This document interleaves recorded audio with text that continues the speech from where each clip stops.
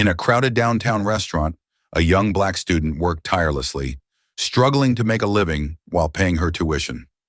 One afternoon, an old man in a worn coat walked in and ordered the cheapest item on the menu.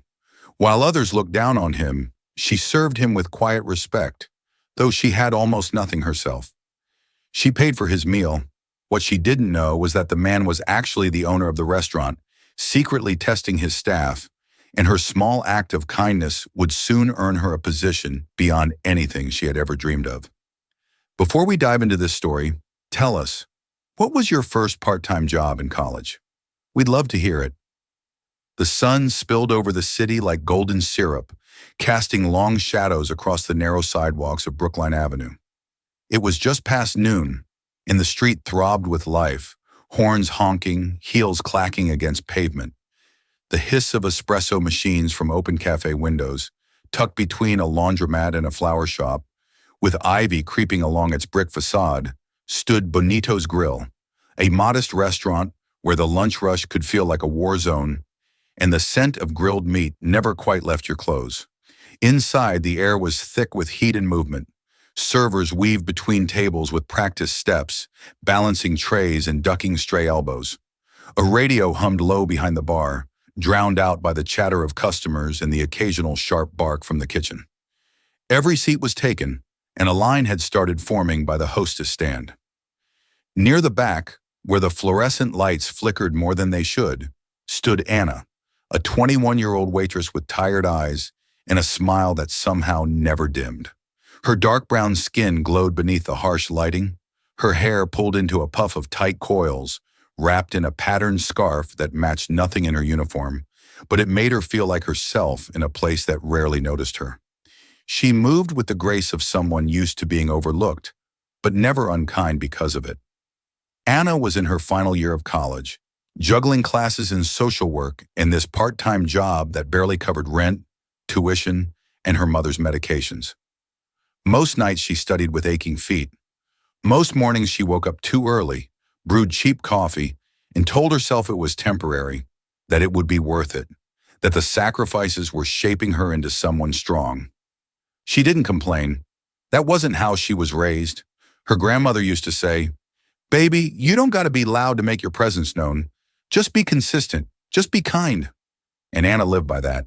The restaurant buzzed around her like a living thing. Orders shouted, receipts printed, oil popping in the fryer. She had just refilled Table 6's lemonade when Tina, a co-worker and self-declared veteran of the service industry, leaned in. "Girl, you're too nice," she said, smacking her gum. "These people ain't tipping extra because you bring the ketchup with a smile." Anna chuckled softly, wiping her hands on her apron. "Maybe not, but that doesn't mean I stopped being decent." Tina rolled her eyes and turned away, muttering something about wasted effort. She was in her mid-30s, sharp-edged and wary with a knack for clocking who looked like they'd tip and who was just there for a cheap lunch. She liked wealthy customers, the ones with expensive watches and louder voices. She gave them priority. Everyone else, they were barely worth the refill. But Anna noticed everyone. Noticed the woman who always asked for lemon but never used it. The young man who sat by the window every Friday, mouthing words to himself while waiting for his interview callbacks, and she noticed when people looked tired or hungry or like they hadn't been spoken to kindly all day. That Tuesday was no different. The lunch crowd was thick, the kitchen 2 seconds from chaos, and the manager snapping at a new hostess for messing up the wait list. And to move through it like she was dancing, her arms full, her voice steady, her pace exact. Then the front door opened, and in walked a man who seemed to exist outside the pulse of the room. He was older, probably late 60s, with dark weathered hands and a coat that had seen better decades. His gray hair peeked out from beneath a worn cap, and his shoes, well, you couldn't call them polished. He walked slowly, like each step was a quiet negotiation with his knees. In one hand, he held a thin envelope. In the other, a wallet that bulged more from paper than money. Nobody turned to look.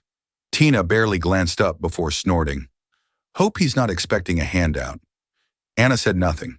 She watched the man pause at the entrance, scanning the room like he was afraid to impose. She stepped toward him before anyone else could. "Hi there," she said gently, her voice full of warmth. "Would you like to sit by the window?" The man nodded once, eyes grateful but uncertain. Anna led him to a small booth near the front, tucked just out of the main rush, and slid a glass of water in front of him before he could ask. "Take your time." "No rush," she said, offering the menu like it was a gift. He studied it slowly. His hands trembled slightly as he traced the prices, lips moving silently. Anna didn't interrupt. She stood nearby answering a call for more napkins and kept a quiet eye on him. After a few minutes, he cleared his throat. "Just the soup," he said, not looking up. "No bread. Water's fine," and smiled. "The vegetable soup? You got it. It's good today. Lots of carrots and thyme." He nodded again, folding the menu like it was a fragile letter. When she went to ring it up, she noticed the way he'd clutched the wallet earlier, hesitating, checking, then putting it back in his coat. She knew what that meant. You don't grow up in a single-parent home, counting coins for bus fare without recognizing the quiet panic of choosing what you can afford. Tina leaned over her shoulder, eyeing the screen. "Soup only." "Girl, don't waste your charm. He's not tipping, probably nursing that bowl till dinner." Anna didn't respond. Instead, she pulled a crumpled 5 from her own apron pocket, her only tip so far that day, and handed it to the cashier. "Add a roll," she said, "but don't let him know it wasn't comped." She returned to the table with the bowl and bread, setting it down gently. "Chef added this today," she said, lying easily. "Goes great with the soup." The man looked up, really looked. His eyes were dark and wet at the edges, like something behind them had just shifted. He opened his mouth as if to say something, but no words came. He only nodded, slow, deep, with something more powerful than thanks. Anna smiled again, the same way she always did, and then she turned away, already heading toward another table, already back in the current of the day. But somehow, something had just changed, even if she didn't know it yet. The rest of the lunch shift unfolded in its usual whirlwind. But for Anna, something about the man in the booth lingered at the edges of her awareness, like the soft hum of a song stuck in her head. She kept glancing toward him between deliveries and table wipes, watching how slowly he ate, how deliberately he chewed each spoonful of soup like it might be the only hot meal he'd have that day. He never asked for anything more. He didn't complain when a draft from the front door caught his coat, or when the table behind him got loud with laughter. He simply sat quietly existing, blending into the background the way people do when the world has taught them that being invisible is sometimes safer than being seen. Across the dining room, Tina watched too, but not with empathy. Her glances were sharp, rolling, her smirks laced with a kind of condescension that always seemed louder than her voice. She made no effort to hide her disdain. "Still nursing that bowl," she muttered while grabbing coffee refills. "Betty's just here to stay warm. That coat looks older than my mom." Anna didn't reply. She knew better than to argue with Tina, who wore her bitterness like perfume, heavy, unavoidable, lingering in the air long after she walked away. The manager, a round man named Chuck with thinning hair and a Bluetooth permanently tucked into his ear, didn't seem to notice or care. He was busy pacing by the bar, tapping on his tablet, mumbling about revenue targets and VIP reservations for the weekend. Anna had learned early on that unless a customer complained or spent enough to matter, Chuck didn't intervene. Halfway through her shift, while clearing the neighboring table, Anna saw the man reach into his coat again. His fingers fumbled slightly, and she noticed how carefully he unfolded a few worn bills, singles, and one crumpled 5, flattened like it had been ironed by hand. He counted them twice under the table, then nodded quietly to himself. When she brought him the check, he hesitated. Could you double-check this?" he asked, his voice low, uncertain. "I just want to make sure I have enough." Anna leaned in slightly, offering him a reassuring smile. "Of course, sir, it's just the soup and water. No tax on the bread. Don't worry about it. You're all good." He looked at her then, eyes narrowing ever so slightly, not suspicious, curious like he was trying to place her, trying to understand why someone would be kind without expecting anything in return. He slid a 10 across the table along with the receipt. "Keep the change," he said. His voice was firmer now, though it still held the rasp of age and tiredness. "And thank you." Really, she nodded again. It was my pleasure. He stood slowly, tucking the envelope still unopened back into his coat. Before leaving, he paused beside her, fingers grazing the top of the booth like it helped him stay steady. He pulled something from his breast pocket, a folded square of paper. It looked like the kind of thing people used to write notes on before everyone had phones. This, he said, offering it to her with a hand that trembled only slightly, isn't much, but if you have a moment later today or tomorrow, give it a call. Just a conversation. You've got a good heart, young lady. That's rare these days. Anna hesitated, blinking. The note felt warm from being so long in his pocket. She looked down, a name, E.L. Grant, followed by a phone number and a brief scribble that read, "Don't judge the wrapping. Some gifts are quiet." He gave her a faint, almost mischievous smile. Then, without another word, he slipped out of the restaurant and disappeared into the steady flow of foot traffic on the avenue. Anna stood there for a beat longer than necessary, the note still in her hand. Tina saw it and snorted. "What? He asked you on a date or something?" She laughed loud enough to turn a few heads. "You better not call that. You don't know what kind of crazy out there." Anna folded the note and tucked it into her apron. "I don't think he's crazy," she said softly, but mostly to herself. "I think he's just different." The rest of the shift moved like a fog, and when her break finally came, Anna stepped outside, sitting on the curb beneath the alley awning where deliveries were made. She took out the paper again, smoothing the crease with her thumb. The handwriting was neat, deliberate, like someone who still believed in taking their time. She didn't call right away, not because she was afraid, but because something about the interaction didn't feel finished. It felt like the first page of a book that hadn't told her its story yet. What she didn't know, what she couldn't know, was that by the time she returned inside, the man was already seated in a black car 2 blocks away, a driver waiting patiently behind the wheel. That inside the envelope he still carried were documents with purchase orders, staff evaluations, and a list of every employee at Bonito's Grill, and that on the top of that list, under the heading Unannounced Site Visit, Staff Observations, there was now a name scribbled in bold, looping penmanship. An Aliva's kindness beyond protocol. Watch closely. 2 days passed. The note remained folded and untouched in the side pocket of Anna's apron, growing softer at the edges from her fingers, brushing over it during idle moments between table wipes, while refilling the sugar caddies or waiting on the line for yet another order of overcooked burgers. She hadn't forgotten about it, not for a second. But something inside her hesitated, not out of fear, but reverence. It wasn't just a number. It felt like a hinge, a quiet invitation that could open a door she hadn't even dared to dream about. By Thursday, the routine felt familiar again. Lunch rush, noise, heat, the clang of plates, and clipped voices. Tina was in rare form, cracking jokes at the expense of a flustered trainee, and Chuck, the manager, kept pacing the floor like something invisible was about to explode. Even the hostess whispered that corporate might be doing surprise visits soon. Some sort of quarterly audit or restructuring, no one knew. At precisely 2:47 p.m., as Anna was stacking dessert menus at the bar, the restaurant's double doors swung open. The sound wasn't loud, but something about the air shifted. She looked up and paused. It wasn't the old man this time. It was the driver, the one who had waited quietly beside the black sedan she glimpsed through the front window on Tuesday without thinking twice. He was tall, polished, dressed in a crisp gray suit, and moved with a confidence that suggested this wasn't his first errand for someone powerful. He stepped inside and scanned the room until his eyes landed on her.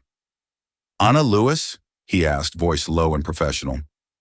Chuck's head snapped around, already walking toward them. "Is there a problem here, sir?" he asked, eyes narrowing, half guarded, half curious. The man gave a brief smile. "Not at all. I'm here to deliver a message on behalf of Mr. Edward L. Grant." Chuck froze. The name meant nothing to Anna, but it hit the manager like a freight train. His entire posture shifted. "Wait, the Edward Grant from Il Hospitality Group?" "Yes," the driver said evenly, handing Anna a sealed envelope. Mr. Grant asked that this be given to her personally. Tina had stopped mid-walk, her mouth slightly open. Even the hostess leaned over the podium like she'd just heard a ghost story become real. Anna took the envelope slowly, careful not to smudge the elegant black ink that spelled her name across the front. The paper was thick, textured, the kind you only find in offices with private elevators. She opened it cautiously. Inside was a single sheet. Lewis, I would be honored if you would consider a meeting at your earliest convenience. You exemplified something rare and invaluable. Integrity without an audience. I am the founder and executive chairman of E-Hospitality Group. You served me Tuesday. I was the man with the soup. Let's talk. Edward L. Grant. She read it twice, heart pounding, mouth dry. Chuck was now red in the face, trying to make eye contact with the driver, trying to salvage dignity. I had no idea Mr. Grant had been here. If I had known, we would have. The driver cut him off with the softest of smiles. That was the point. Anna's hands were shaking, but her voice was steady. When does he want to meet? The man nodded once. Today, if you're available, a car is waiting. She looked down at her apron, then at the table she was supposed to be bussing. She looked at Chuck, whose face was a blend of confusion and professional panic. And then, without asking, Tina let out a bitter chuckle. Of course he was someone rich, she muttered. Only rich folks play dress up and test the rest of us like some kind of social experiment. Anna didn't flinch. She removed her apron, folded it neatly, and placed it on the bar. Maybe, but some people don't test others to trick them. They test them to find the ones worth believing in. She followed the driver out, stepping into the back seat of the same car she'd seen 2 days earlier. Inside, the leather smelled faintly of cedar and lavender, and bottled water sat in chilled holders. The city passed in a blur outside the window, but Anna didn't notice. She held the letter in her lap, rereading every word as if it might disappear. They arrived not at a restaurant, but at an office building, sleek modern glass stretching toward the sky. The elevator required a fingerprint to access the top floor. When the doors opened, she stepped into a room that felt more like an art gallery than a corporate headquarters. White walls, dark wood furniture, and massive photos of smiling chefs and bustling kitchens from around the world. And then he was there, the man from the booth, only now without the worn coat or tattered cap. Edward L. Grant stood tall, dignified in a charcoal suit, his silver hair neatly combed back, eyes alive with quiet fire. He held out his hand. "And a Lewis Wiss," he said, voice warm, the same voice that had once asked for soup and water. "You saw me when others didn't. You gave when you had little. You did the right thing without knowing anyone was watching. That's rare." She shook his hand, unsure what to say, but he continued. "I founded this company not just to sell food, but to build a culture, a standard. We run over 100 restaurants across the country, and lately I've been looking for someone with the heart to remind my teams what service really means. Not sales, not smiles for tips, but presence, grace, the humanity, and hospitality." He gestured to a chair across from his desk. "I'd like to offer you a position, not just as a server, but as our new training manager for ethical service standards. You'll help develop and lead programs that teach our teams how to serve with dignity, compassion, and respect, just like you did. Starting salary is 6 figures, full benefits, relocation if needed." Anna's breath caught in her throat. "I don't need credentials," he added gently. "I need conviction. And you, Anna, you've got it in abundance." She stared at him for a long moment, unsure if she was still in the car, dreaming or somehow watching someone else's life unfold. But no, it was real. Every word, every heartbeat. She nodded slowly at first, then firmly. "I'd be honored," she said. And with that, everything began. The news hit Bonito's grill like a drop plate in a silent room.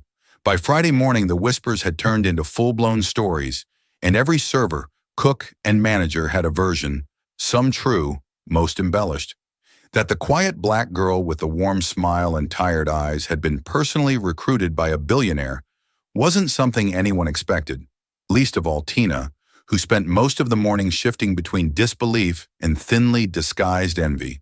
Chuck, red-faced and rattled, barked orders more aggressively than usual, trying to regain some semblance of authority, but it was clear his voice had lost weight. The air in the restaurant felt different now, like it knew something had changed and wouldn't let anyone pretend otherwise. Anna didn't come back, not even to pick up her final paycheck. Instead, she sent a handwritten note, neatly folded, taped to the break room wall. Thank you for the opportunity. I wish all of you the best. Keep treating people like they matter, because they do.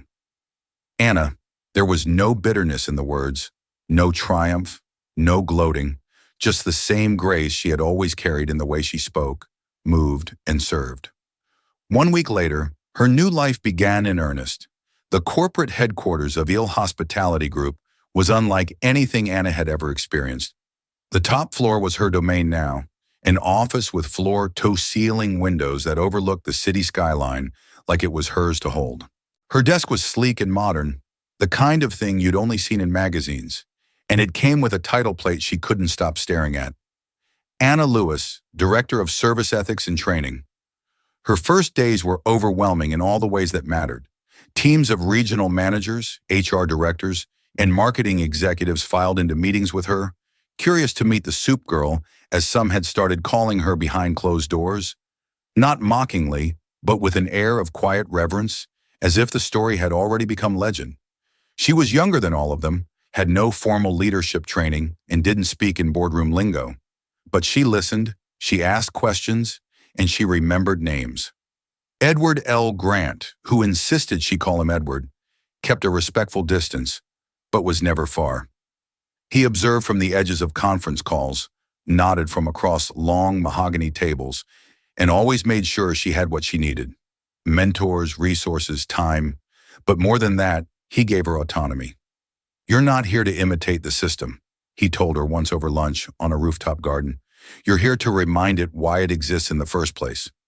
So she got to work. She rewrote the company's training manuals, not with bullet points and mandatory scripts, but with real-life scenarios, human questions, and stories from the front lines. She created modules called Dignity at the Door. The table isn't just a table, and service without judgment.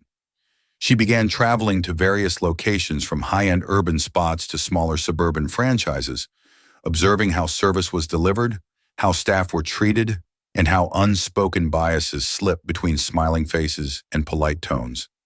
She didn't lead with fear. She led with presence, with stories, with memory. And people listened. They listened when she told them about the man in the old coat and how it wasn't his money that mattered, but the way he carried the weight of being unseen. They listened when she reminded them that customers don't owe you kindness for kindness to be given. And they listened because, unlike many people in polished suits, she had stood where they stood. She knew what it meant to walk a 12-hour shift on aching feet, to smile when you were exhausted, to be told you were too night, as if that were a flaw. In the 3rd month of her role, she returned quietly without announcement to Benito's Grill. It was a Tuesday again. The lunch rush was quieter than she remembered. Tina was still there, though now visibly changed, her shoulders less sharp, her tone less biting. Chuck had been replaced with a younger manager who greeted customers with eye contact and offered water without being asked. The atmosphere had shifted ever so slightly, like a dusty window. Finally cracked open. Anna sat in the same booth by the window where Edward had once eaten his soup. No one recognized her at first. She ordered the vegetable soup just like before and watched as a new server, a young man barely 19, approached with polite professionalism. He served her without judgment. No side glances, no assumptions, just service. When the check came, there was no charge, just a note scrolled in blocky handwriting on the house. "Thank you for reminding us why we do this." Anna smiled and left a tip larger than the meal's worth, not in dollars, but in weight. And as she stepped out onto the avenue again, the city humming around her like it always had, she thought about her grandmother's words. "You don't got to be loud to make your presence known. Just be consistent. Just be kind." And now her kindness had stretched farther than she ever thought it could, into policy, into practice, into the bones of a company that had forgotten what service really meant until a tired college girl with a tired smile reminded them all. Sometimes the smallest act changes everything, and she wasn't done yet. Join us to share meaningful stories by hitting the like and subscribe buttons. Don't forget to turn on the notification bell to start your day with profound lessons and heartfelt empathy.